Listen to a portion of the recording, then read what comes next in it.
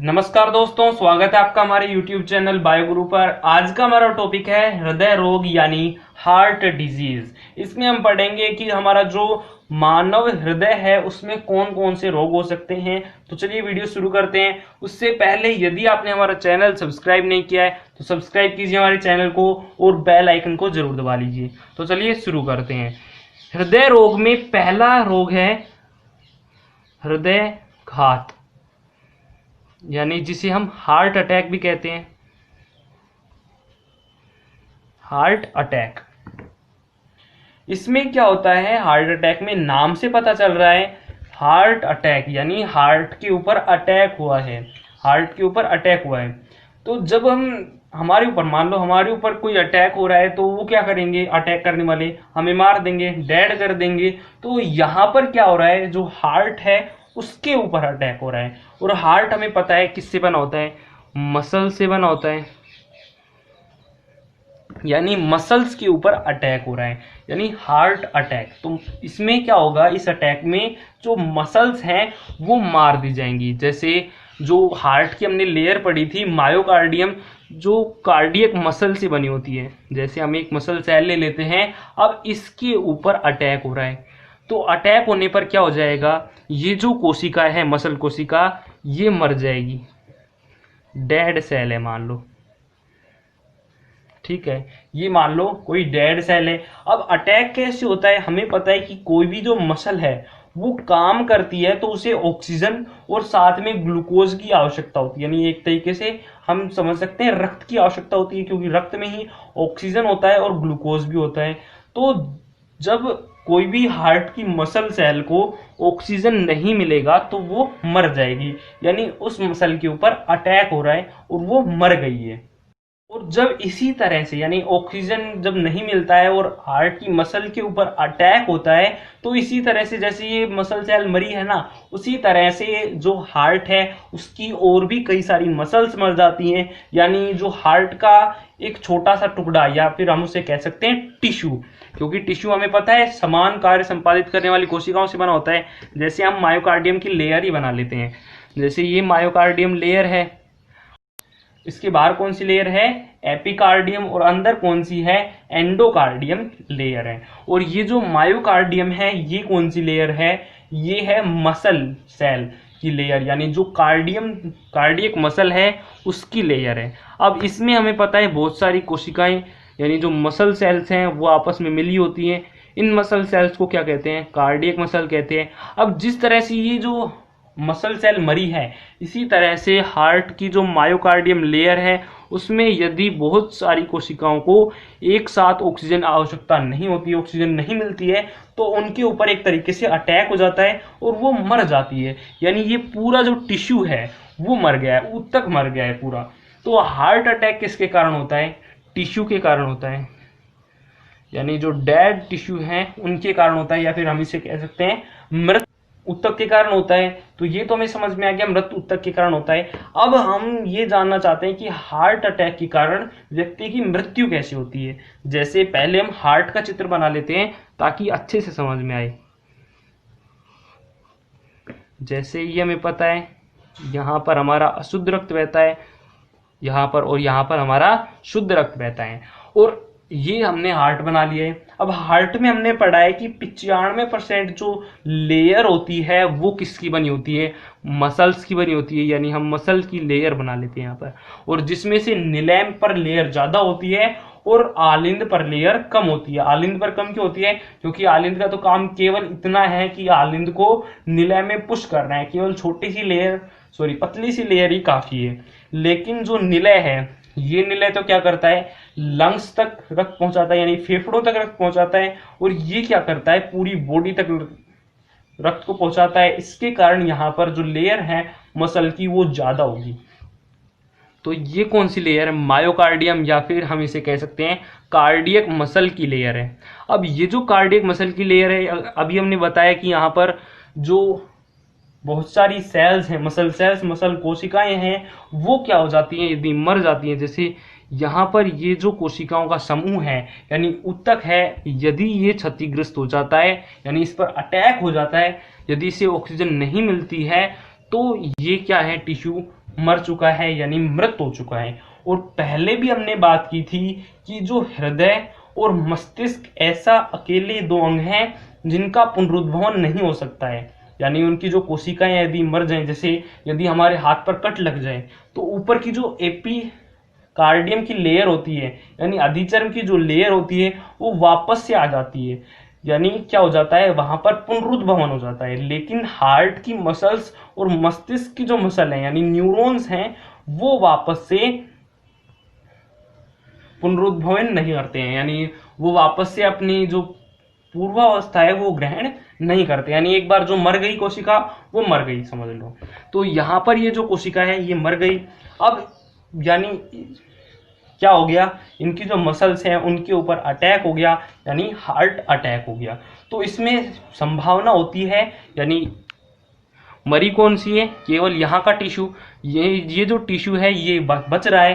तो इसमें संभावना ये होती है कि यदि हार्ट अटैक आ भी जाता है तो ये जो मसल सेल्स हैं ये पंप कर सकती है, कर भी सकती हैं और नहीं भी कर सकती है। और मान लो जैसे पहला हार्ट अटैक आ गया तो ये जो मसल्स है, टिश्यू है, ये मर चुका है। अब ये जो मसल है ये इसको बचा रही है, निलय को यानी हार्ट को बचा रही है। ये क्या करती है, वापस से पंप का कार्य कर देती है। लेकिन जब या मान लो दोबारा हार्ट अटैक आ गया, जैसे दोबारा इस कोशिकाओं को, ये जो टिश्यू हैं इनको ऑक्सीजन नहीं मिली है और ये यदि मृत हो जाते हैं तो दोबारा हार्ट अटैक आ गया, यानी जो मसल हैं उन पर अटैक हो गया तो दोबारा हार्ट अटैक आ गया। तो इसमें भी संभावना कुछ रहती है कि व्यक्ति बच सकता है, क्योंकि अभी भी मसल्स इतनी ज्यादा हैं।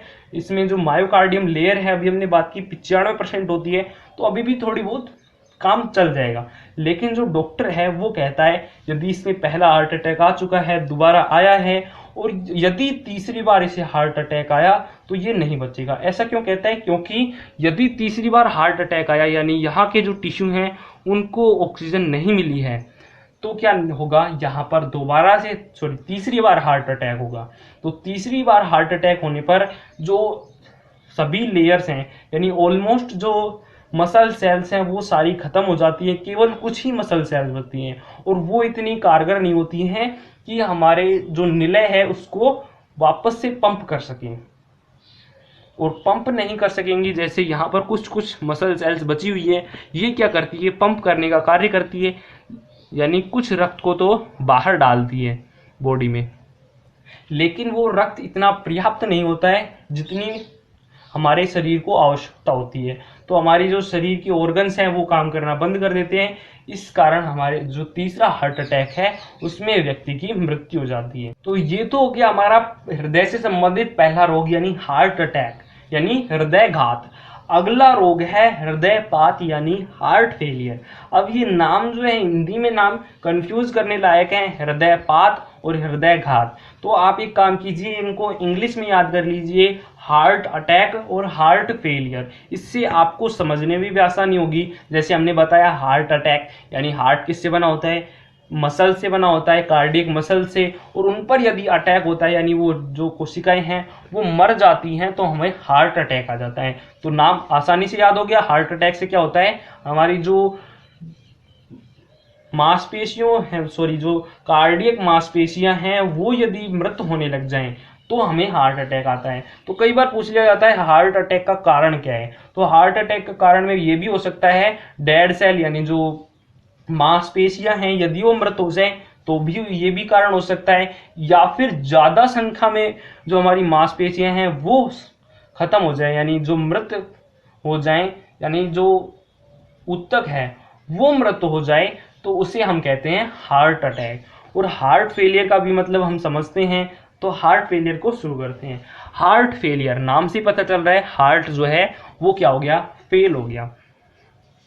अब फेल क्यों होते हैं, जैसे यदि हम खुद पर ही उदाहरण लेकर चलें तो हम समझ सकते हैं कि हमें क्या काम मिलता है, हमें स्कूल से काम मिलता है कि पढ़ाई करना है।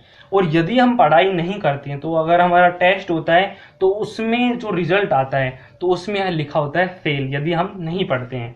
तो यानी हमें एक ही काम दिया गया था पढ़ाई का, और यदि वो हमने नहीं किया तो हम क्या हो जाएंगे, फेल हो जाएंगे। इसी तरह से हार्ट को भी एक ही काम है।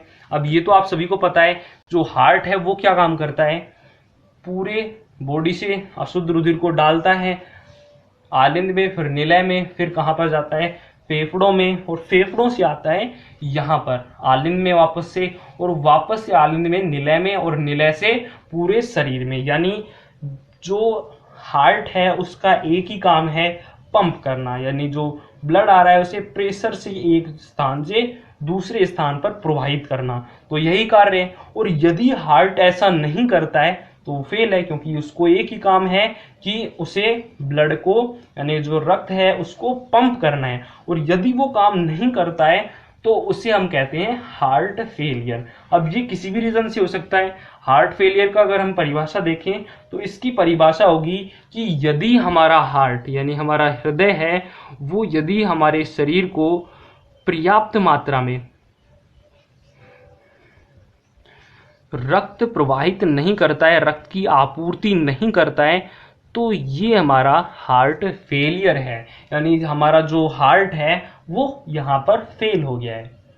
अब ये जो हार्ट फेलियर है यानी हृदयपात है, यदि आप आप समझें कि हृदयघात की समान ही है, यानी इसमें भी क्या नहीं हो रहा है, हमारा हार्ट काम नहीं कर रहा है, और हार्ट अटैक में भी हमारा हृदय जो है वो काम नहीं कर रहा है, तो आप गलत हैं। ये हृदयपात यानी हार्ट फेलियर और हार्ट अटैक दोनों अलग अलग हैं, अगर आप समझे तो। एक बार फिर से समझते हैं अलग कैसे है। हृदयघात में क्या होता है, जो हमारी मसल्स हैं उनको, यानी जो मसल हैं, मसल सेल्स हैं, उनको ऑक्सीजन नहीं मिलता है, उन पर अटैक हो जाता है, जिससे वो मृत हो जाती है, वो काम करना छोड़ देती हैं। इसी तरह से बहुत सारी जो मसल सेल्स हैं, जो मांसपेशी कोशिकाएं हैं कार्डियक मसल की, यदि वो काम करना बंद कर दें, यानी उन पर अटैक हो जाए और वो काम करना बंद कर दें, तो उसे हम कहते हैं हार्ट अटैक। लेकिन जो हार्ट फेलियर है ये इसके समान नहीं है। इसमें क्या होता है, हमारी जो मांसपेशी है, जैसे ये मांसपेशी है, अब ऊपर हार्ट अटैक में क्या हो रहा था, उसको ऑक्सीजन नहीं मिल रहा था और उसकी जो मांसपेशी कोशिकाएं थी वो मृत हो गई थी। लेकिन हार्ट फेलियर में क्या होता है, जैसे ये मांसपेशी कोशिका है, इसे ऑक्सीजन तो मिलती है लेकिन बहुत कम मात्रा में मिलती है, यानी ऑक्सीजन जो है वो आ तो रही है लेकिन कम मात्रा में आ रही है, तो इसकी जो मांसपेशी हैं वो थोड़ी सैड हो जाती हैं, यानी दुखी हो जाती हैं। ये दुखी हो रही हैं और ऊपर क्या हो रहा है, जो हमारी मांसपेशी कोशिकाएं हैं वो बिल्कुल मृत हो रही हैं, वो काम करना बंद कर रही हैं। लेकिन हार्ट फेलियर में क्या होता है, ये दुखी होती हैं, यानी समझने के लिए दुखी होती हैं, यानी जो हार्ट की कोशिकाएं हैं वो काम तो करती हैं लेकिन इतना नहीं करती हैं जितना हमारी जो शरीर है उसको पर्याप्त मात्रा में रक्त की आपूर्ति नहीं, सभी अंग हैं उन तक ऑक्सीजन रक्त को पहुंचा सकें। तो धीरे धीरे हमारे जो ऑर्गन्स हैं वो काम करना बंद कर देते हैं क्योंकि उन तक रक्त अच्छे से नहीं पहुंच पाता है। तो ये जो ऊतकों का मरना है ये किसके कारण हो रहा है, हार्ट फेलियर के कारण हो रहा है, यानी हार्ट इस स्थिति में फेल हो रहा है। और ऊपर क्या हो रहा था, हार्ट पर अटैक हो रहा था, यानी जो हार्ट की मांसपेशियां थी, जो कार्डियक मसल थी, उसको बिल्कुल खत्म कर दिया जा रहा था, वो काम ही नहीं कर रही थी, उसके कुछ जो टिश्यू है, ऊतक हैं, वो काम नहीं कर रहे थे। लेकिन हार्ट फेलियर में क्या होता है, काम तो करती है लेकिन पर्याप्त मात्रा में नहीं करती है। जैसे आप पढ़ाई तो करते हो लेकिन जितनी चाहिए उतनी पढ़ाई नहीं करते हो तो आप क्या हो जाते हो, फेल हो जाते हो। इसी तरह से हार्ट को एक ही काम है कि उसे ब्लड को प्रेशर बनाना है, यानी ब्लड में जो है प्रेशर पंप करना है ब्लड को, और वो यदि वो काम नहीं करता है तो उसे हम कहते हैं हार्ट फेलियर। हृदय से संबंधित अगला रोग है हृदय अवरोध यानी हार्ट अरेस्ट। तो आप इस वीडियो को पूरा देखिए क्योंकि कई ऐसे रोग आएंगे जो बिल्कुल समान लगेंगे लेकिन होते नहीं हैं, उनमें कुछ मामूली सा अंतर होता है, वही आपके नंबर कटवा सकता है। तो वीडियो एंड तक जरूर देखिएगा। तो तीसरा अगर हम चालू करें हृदय अवरोध यानी हार्ट अरेस्ट, तो इसमें क्या होता है, नाम से पता चलता है हार्ट अरेस्ट, हृदय अवरोध यानी हृदय की जो क्रियाविधि है वो अवरुद्ध हो जाती है, हार्ट जो है अरेस्ट हो जाता है। जैसे ये हम हार्ट ले लेते हैं, हमारा वैसे तो अच्छा नहीं बना है लेकिन समझने के लिए हमारा हार्ट ले लेते हैं। अब इसमें क्या होता है, हमारा जो हार्ट है वो अरेस्ट हो जाता है, अरेस्ट। जैसे ही हमारा हार्ट जो है वो अरेस्ट हो गया, यानी अरेस्ट में क्या होता है, बिल्कुल हिलडुल नहीं सकता है, एकदम से अपनी जो कार्य प्रणाली है वो बंद कर देता है, यानी हृदय जो है वो अवरुद्ध हो जाता है। तो इस प्रकार के रोग को हम क्या कहते हैं, हृदय अवरोध कहते हैं। जैसे अगर हम इसकी आंतरिक संरचना में देखें, जैसे अगर हम हृदय अवरोध का कोई उदाहरण लेकर देखें, तो जैसे हम ले सकते हैं, ये हमारा हृदय है, ठीक है, ये हमारा हृदय है, यहाँ पर ये चैम्बर्स हैं 4। अब हृदय में क्या होता है, हमें पता है कि ये हमारा हृदय मायोजेनिक हार्ट है। यहाँ पर ऐसे नोड पाया जाता है जो अपने सिग्नल डालता है एवी नोड पर, और यहाँ पर जो है वो फाइब्रस पेरिकार्डियम पाई जाती है। अगर आपने वो वीडियो नहीं देखी है, हृदय की कार्यप्रणाली यानी जो कार्डियक साइकिल है, अगर वो नहीं देखी है तो इस वीडियो के एंड में उससे देख लेना, ताकि ये अच्छे से समझ में आ जाए। तो ये जो एसी नोड है ये डालता है अपने सिग्नल एवी नोड में, और यहाँ पर पाई जाती है फाइब्रस पेरिकार्डियम। तो ये जो सिग्नल है एसी नोड, ये अपना सिग्नल सीधे ही निलय में नहीं पहुंचा पाता है, तो यहाँ पर एक संरचना होती है जिसे हम कहते हैं हिजका बंडल। अब ये एवी नोड हिजका बंडल में अपने सिग्नल डालता है और ये पूरे निलय में चल जाते हैं।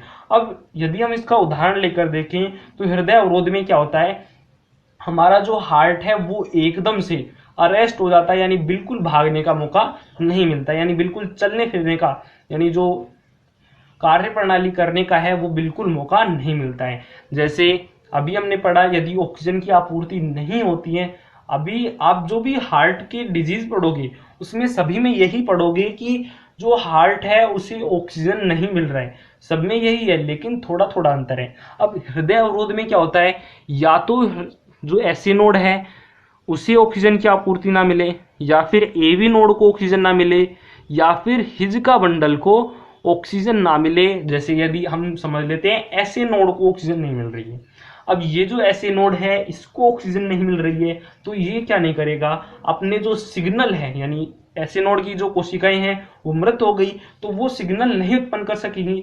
तो सिग्नल जब तक नहीं आएगा तब तक हमारा हार्ट कैसे काम करेगा, यानी हृदय की जो गति है, कार्य प्रणाली है, वो एकदम से अवरुद्ध हो जाती है। तो इसे हम कहते हैं हार्ट अरेस्ट या फिर हृदय अवरोध। हृदय रोग में अगला है उच्च रक्तचाप यानी हाई ब्लड प्रेशर। तो सबसे पहले इसको जानने से पहले हम ब्लड प्रेशर के बारे में जान लेते हैं, ब्लड प्रेशर किसे कहते हैं, अभी तक हमने करवाया नहीं है। तो ये तो आपने स्ट्रक्चर जान ही ली होगी, ये किसकी है, कई बार बना चुके हैं। ये हमारा हृदय है, और हृदय में ये यहाँ पर महाधमनी यानी आयोटा निकल रही है, और ये सभी ऑर्गन्स में घुस रही है। अब ऑर्गन्स में यहाँ पर कैपिलरीज बनती हैं, कैपिलरीज क्या करती हैं, सिराओं का निर्माण करती है, और ये आ जाता है हमारे हृदय के अंदर। यानी यहाँ पर क्या होता है, ये जो निलय है ये ब्लड को पुश करता है, पंप करने का कार्य करता है, और यहाँ पर जो है वो ब्लड एओर्टा में से होकर निकलता है, यानी महाधमनी में से होकर निकलता है। और ये जो प्रेशर होता है ये बहुत तगड़ा प्रेशर होता है, यानी बहुत तेज प्रेशर होता है, तो ये प्रेशर के साथ पूरे शरीर में चला जाता है। अब ये जब प्रेशर के साथ पूरे शरीर में जा रहा है, जैसे ये हम मान लेते हैं कोई भी वाहिनी है, यानी हम आयोटा ही मान लेते हैं, तो यहाँ से जब ब्लड प्रेशर के साथ जा रहा है, ये ब्लड है, अब इस ब्लड को यहाँ से पंप किया जा रहा है, तो ये सभी दिशाओं में फैलने की कोशिश करता है, आगे दाएं बाएं सभी जगह, लेकिन पीछे नहीं जाता, क्योंकि यहाँ पर कपाट पाए जाते हैं, वो पीछे नहीं जाने देते, केवल आगे दाएं बाएं कहीं भी जा सकता है। तो जब ये प्रेशर करता है तो दाएं और बाएं तो क्या पाई जाती है, महाधमनी की कोशिकाएं वॉल पाई जाती है, यानी भित्ति पाई जाती है, और इसे रास्ता मिलता है केवल आगे, तो ये केवल आगे चला जाता है। लेकिन प्रेशर डालता है महाधमनी पर भी।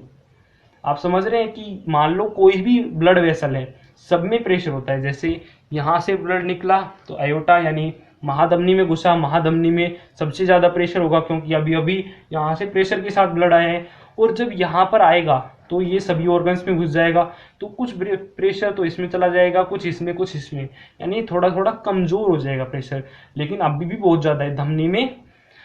अब यहाँ पर ये ऑर्गन्स में घुस जाती हैं और ऑर्गन्स में हमें पता है यहाँ पर कैपिलरीज पाई जाती हैं। इन कैपिलरीज में भी प्रेशर होता है। तो सबसे ज्यादा प्रेशर होता है कहाँ पर? धमनी में। यहाँ पर सबसे ज्यादा प्रेशर होगा। अब वो धमनी कहाँ पर घुस गई? कैपिलरीज में घुस गई। तो यानी कैपिलरीज में थोड़ा प्रेशर कम हो जाता है और कैपिलरीज आगे जाकर शिराओं का निर्माण करती है, यानी शिराओं में थोड़ा और कम हो गया। तो अगर हम बीपी प्रेशर की बात करें यानी ब्लड प्रेशर की बात करें तो सबसे ज्यादा होता है धमनी में, उसके बाद केशिका में यानी कैपिलरी में, और उसके बाद होता है शिरा में। यानी सबसे ज्यादा जो ब्लड प्रेशर होता है, जो भित्तियों पर जो दाब लगता है रक्त के कारण, उसे हम ब्लड प्रेशर कहते हैं। तो सबसे ज्यादा ब्लड प्रेशर होता है धमनी में, और धमनी में भी यदि पूछें तो सबसे ज्यादा होता है अयोटा में, क्योंकि अयोटा जो है वो शरीर की सबसे बड़ी धमनी है, तो वहां पर प्रेशर भी ज्यादा होगा। तो सबसे ज्यादा धमनी में, फिर केशिका में और फिर सिरा में। इस तरह से ये ब्लड प्रेशर होता है। और ब्लड प्रेशर अगर हम मापें, यदि हम डॉक्टर के पास जाते हैं और अपना बीपी चेक करवाते हैं, तो वो कभी भी वो कभी भी केशिका और शिरा में से ब्लड प्रेशर नहीं करता है। हम हालांकि केशिका और शिरा में से ही कर सकते हैं, लेकिन सबका कांस्टेंट होना चाहिए। यानी यदि मैं जाऊं और आप जाओ, तो यदि हम बीपी में पाएं तो वो मेरा नाप दे धमनी में और आपका नाप दे शिरा में, तो आपका ब्लड प्रेशर जो है वो मेरे से कम आएगा, तो मैं कहूंगा आपका बीपी तो बहुत कम है। तो इसलिए जो ब्लड प्रेशर होता है वो केवल एक में मापा जाता है, धमनी, केशिका या फिर सिरा में। तो जो मेजर कंटेंट होता है यानी सब जगह यदि बीपी मापते हैं तो वो केवल धमनी में मापते हैं। तो ये कई बार पूछा जाता है कि बीपी कहाँ पर मापा जाता है, यानी जो बीपी मेजरमेंट है वो कहाँ पर किया जाता है? धमनी में किया जाता है। ये जो बीपी होता है ये भी दो तरीके का होता है, यानी अभी समझते हैं। ये जब हमारा रक्त आलिंद से निलय में आता है और निलय उसे पंप करता है, जैसे निलय पंप किया प्रेशर के साथ, तो प्रेशर के साथ हमारा जो ब्लड है वो किस में गया? महाधमनी में गया। यानी हमारा जो हार्ट है वो क्या करता है? सिस्टोल करता है, प्रकुंचन करता है। तब हमारा जो दाब है हृदय का, धमनी का, उसे हम कहते हैं सिस्टोलिक प्रेशर। यानी सिस्टोल कर रहा है तब उसका प्रेशर कितना है, तो उसे हम कहते हैं सिस्टोलिक प्रेशर। और जब ये अनुशिथिलन करता है यानी विश्रांति अवस्था में आता है, तो उसे हम कहते हैं डायस्टोल, क्योंकि अनुशिथिलन का मतलब डायस्टोल और प्रकुंचन का मतलब सिस्टोल। और जब ये वापस से फैलने लगता है और यहाँ पर जो अर्धचंद्राकार कपाट बंद हो जाते हैं, तब उसका जो प्रेशर है वो थोड़ा कम होगा। सीधी सी बात है, एक तो पंप किया तब प्रेशर ज्यादा होता है और एक पंप बंद कर दिया तो प्रेशर कम होगा। तो जब पंप बंद कर देता है यानी जब डायस्टोल करता है, उस अवस्था में यदि हमारी महाधमनी में जो प्रेशर है वो कितना है, उसे हम कहते हैं डायस्टोल प्रेशर, डायस्टोलिक प्रेशर। तो ये दो तरीके के होते हैं, यानी जो बीपी ब्लड प्रेशर है वो दो तरीके से मापा जा सकता है। एक तो सिस्टोलिक प्रेशर यानी जब पंप कर रहे हैं हमारा हार्ट तब, और एक जब पंप नहीं कर रहा है, अनुशिथिलन कर रहा है, तब हमारा ब्लड प्रेशर जो है उसे हम कहते हैं डायस्टोल प्रेशर। तो अगर हम सामान्य मनुष्य की बात करें तो सामान्य मनुष्य में सिस्टोलिक प्रेशर 120 mm पारा होता है, mmHg। ये mmHg जो है वो दाब मापने की इकाई है। और अगर हम डायस्टोल यानी जब अनुशिथिलन कर रहा है तब उसकी प्रेशर की बात करें तो उसका होगा 80 mm पारा Hg। ये जो mm पारा है ये क्या है? दाब मापने की एक इकाई है। तो यदि हम कहीं भी बीपी चेक करवाते हैं, यदि हम सामान्य हैं, यदि हमें बुखार वगैरह नहीं है, तो हमारा जो ब्लड प्रेशर है वो दिखाता है 120/80 mm पारा। यानी हमारा जो सिस्टोलिक प्रेशर है वो कितना है? 120 mm पारा। और हमारा जो डायस्टोलिक प्रेशर है वो कितना है? 80 mm पारा। यानी हम स्वस्थ हैं, हमारे जो रक्तचाप है वो बिल्कुल नियंत्रित है। अब ये जो हृदय रोग है इसमें क्या होता है? उच्च रक्तचाप, यानी जो हमारे सिस्टोलिक प्रेशर है और डायस्टोलिक प्रेशर है वो बढ़ जाती है, हाई हो जाती है, तो उसे हम कहते हैं उच्च रक्तचाप। जैसे यदि हमारा जो सिस्टोलिक सिस्टोलिक प्रेशर है यदि वो 140 या 140 से ज़्यादा हो जाए और हमारा डायस्टोलिक प्रेशर 90 या 90 से ज़्यादा हो जाए तो उस स्थिति में हम उच्च रक्तचाप के शिकार हैं। यानी यदि जब हमारा हार्ट पंप कर रहा है तब यदि हमारी आर्टरी में यानी हमारी धमनी में यदि 140 mm पारा यदि रक्तचाप है, ब्लड प्रेशर है, और जब डायस्टोल करता है डायस्टोलिक अवस्था में, तो यदि डायस्टोलिक प्रेशर 90 mm पारा या 90 mm पारा से ज़्यादा है तो उस स्थिति में ये दोनों होने चाहिए, ये वाला भी यानी सिस्टोलिक प्रेशर भी और डायस्टोलिक प्रेशर भी दोनों एक साथ होंगे, यानी 140 से ऊपर और ये नीचे वाला 90 से ऊपर, यदि दोनों होंगे तो उस अवस्था में हम उच्च रक्तचाप के शिकार हैं। अब कई बार एग्जाम में ये पूछ लिया जाता है कि यदि हमारा ब्लड प्रेशर या फिर कोई भी व्यक्ति है उसका ब्लड प्रेशर 160/70 mm पारा हो तो वो उच्च रक्तचाप का शिकार है या नहीं। तो इसका आंसर आप बता दीजिए कमेंट बॉक्स में। अभी मैं आपको बता देता हूँ कि ये जो व्यक्ति है जिसका उच्च जो रक्तचाप है वो 160/70 mm पारा है, यदि ये रक्तचाप है तो वो उच्च रक्तचाप का शिकार नहीं है। क्यों नहीं है? अभी हमने बताया था कि जो सिस्टोलिक प्रेशर है वो 140 से ज़्यादा होना चाहिए, तो यहाँ पर 140 से ज़्यादा है। और इसके साथ ही जो डायस्टोलिक प्रेशर है जब अनुशीतलन करता है तब प्रेशर कितना है, 90 से ज़्यादा होना चाहिए, लेकिन यहाँ पर 70 है। तो ये दोनों ही एक साथ होनी चाहिए, तभी हम कह सकते हैं उच्च रक्तचाप, वरना ये जो व्यक्ति है ये उच्च रक्तचाप का शिकार नहीं है। हृदय रोग में अगला रोग है हृदय धमनी रोग यानी CAD। CAD का मतलब होता है कोरोनरी आर्टरी डिजीज। यानी अभी हम समझ लेते हैं इसका मतलब क्या होता है। अगर ये रोग आपको समझ में आ गया तो आपको जितने भी हृदय रोग हैं उनके सभी के कारणों का पता लग जाएगा, कारण का पता लग जाएगा कि वो रोग क्यों होते हैं, कैसे होते हैं। क्यों तो हमने जान लिया कि ऑक्सीजन की कमी से होते हैं, और अब हम जान लेते हैं कैसे होते हैं। तो जो CAD है, कॉरोनरी आर्टरी है, उसका मतलब समझ लेते हैं, डिजीज उससे बाद में समझेंगे। हमें पता है कि कोई भी जो मांसपेशी है, हमारे कोई भी ऑर्गन है, उसको कार्य करने के लिए किसकी आवश्यकता होती है, ऊर्जा की आवश्यकता होती है। वो ऊर्जा कहाँ से प्राप्त करता है, वो ऊर्जा ऑक्सीजन लेके, ग्लूकोज लेके, दोनों का रासायनिक अभिक्रिया करा के ऊर्जा को मुक्त करता है, जिसे ATP के रूप में संग्रहित कर लेता है और फिर बाद में उसका उपयोग कर लेता है। तो जैसे हमारा जो हार्ट है, ह्यूमन हार्ट है, वो भी एक मांसपेशी है और वो भी लगातार कार्य करती रहती है, तो उसको भी किसकी आवश्यकता होगी, ऊर्जा की आवश्यकता होगी। और वो ऊर्जा वो कहाँ से प्राप्त करेगी, ग्लूकोज और ऑक्सीजन लेकर के। जैसे हम यहाँ पर समझ लेते हैं, ये हमारा हार्ट है, हमारे हार्ट में से आयोटा निकलती है, महाधमनी निकलती है, ये महाधमनी निकल रही है और ये जाती है पूरे शरीर में।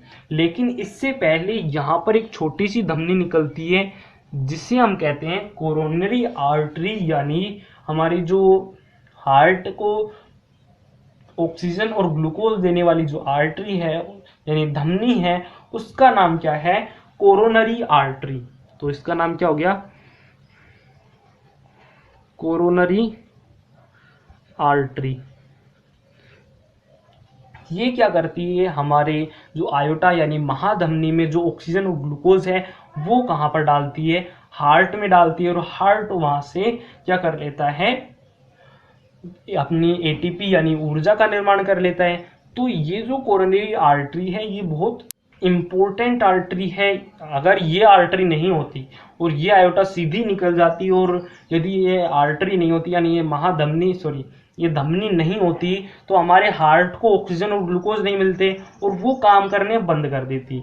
तो ये तो होना संभव ही नहीं है, यानी कोरोनरी आर्टरी तो होगी ही होगी। और यदि ये कोरोनरी आर्टरी किसी बाधा से अवरुद्ध हो जाए तो हमारी जो सारा परिसंचरण तंत्र है वो सारा रुक जाए। यदि ये कोरोनरी आर्टरी नहीं होगी तो हमारे जो हार्ट है उनकी मांसपेशियों को ऊर्जा नहीं मिलेगी और वो काम करना बंद कर देंगी, जिससे हमारा जो परिसंचरण तंत्र है वो बंद हो जाएगा। तो ये जो कोरोनरी आर्टरी में बाधा उत्पन्न होती है उसके कारण जो रोग उत्पन्न होता है उसे हम कहते हैं कोरोनरी आर्टरी डिजीज, यानी हृदय धमनी रोग। ये जो कोरोनरी आर्टरी है इसे हम क्या कहते हैं? हृदय धमनी, हृदय धमनी। और यदि इसमें बाधा उत्पन्न हो जाए और उससे कोई रोग उत्पन्न हो तो उसे हम कहते हैं हृदय धमनी रोग।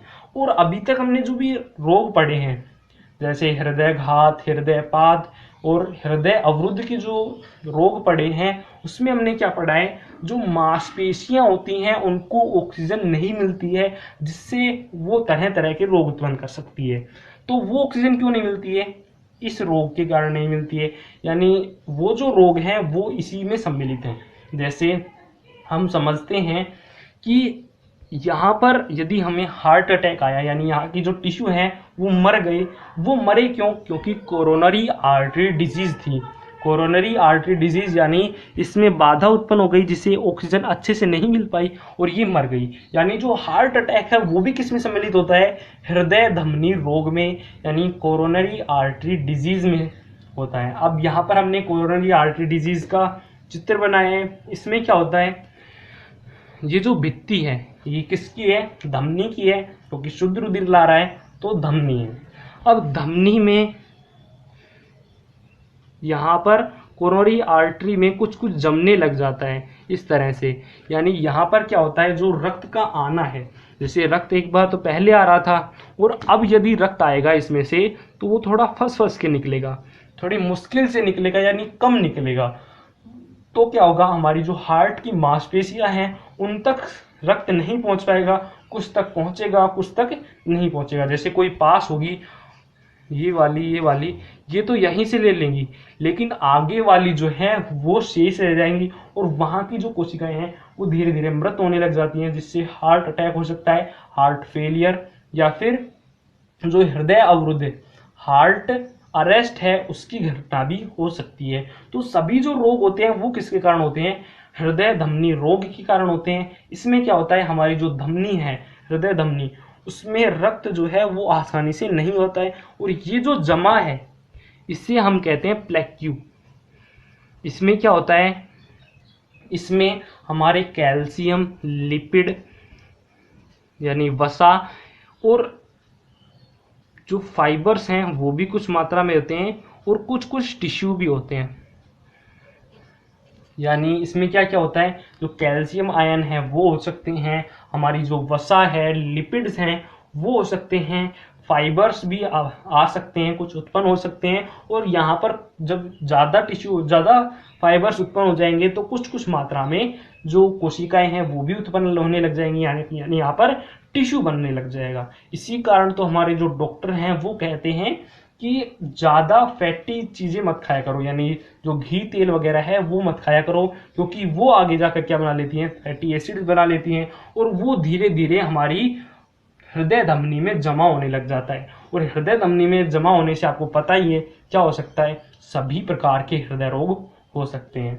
इसी कारण डॉक्टर कहते हैं कि ज़्यादा जो वसीय चीज़ें हैं वो मत खाया करो। यदि वो खाएंगे, जैसे आपको पता है कि कोई भी जो मोटा व्यक्ति है उसमें उच्च रक्तचाप की संभावना रहती है।